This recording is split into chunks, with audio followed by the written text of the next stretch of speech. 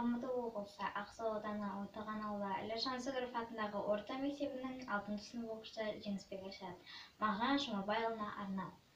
Ақын еді сөзінің жоқ келтесі, ақын еді ақындардың серкесі, сыймай кеткен қазағымның жеріне Мағжан ақын күллі қазақ еркесі. Ақын еді өлең айтқан сырларын, әз халқына аманат қып жырларын. Ақын өзі жырға қосқан даласы, сағынуда тау мен тасын қырларын.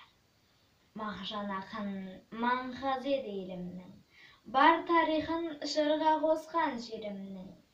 Ертіріктің есіл ұлы кешегі, сай келмейтін менмен сіңген серіңмін.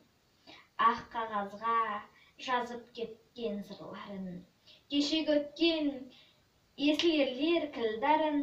Мағжан баба аманатын бүгінде, жаттауды ұрпақ таба алмай жырларын.